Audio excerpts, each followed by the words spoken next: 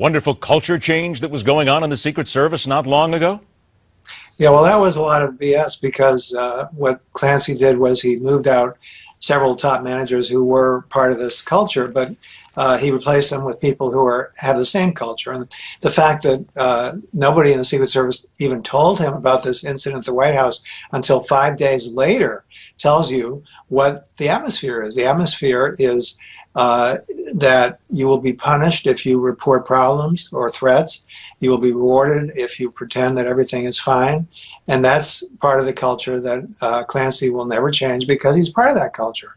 The only solution, which was recommended by that four-person panel appointed by Obama himself and his Homeland Security Secretary, was to appoint someone from the outside. For example, I would say a former FBI official would be very, very good idea. They would never tolerate that in the FBI. They would never tolerate this corner cutting and this laxness.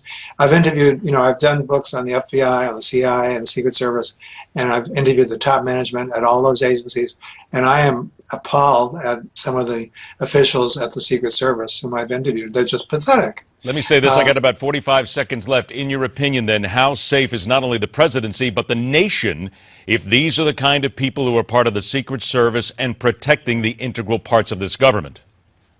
Agents tell me that it's a miracle that there has not already been an assassination. And in my book, The First Family Detail, I go into dozens of other examples of corner cutting, laxness, negligence, much of which still hasn't come out in the press.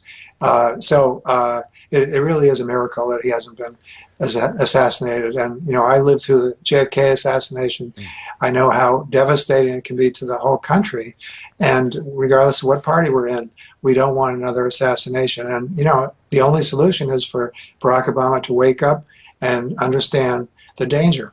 Somebody better wake up soon. Again, the book I want to remind everybody is The First Family Detail. Digs right into the Secret Service. Ron Kessler is the author. He is our guest here on MidPoint. Ron, thanks so much for joining us today. Thank you. All right, take care. Okay, here comes your chuckle point for the weekend. The coming recession. The next recession. I know you didn't want to hear it. It's not the words that you want to hear. However, let's talk then about a stress test. We'll put all that together and a whole lot more when we continue right here on MidPoint.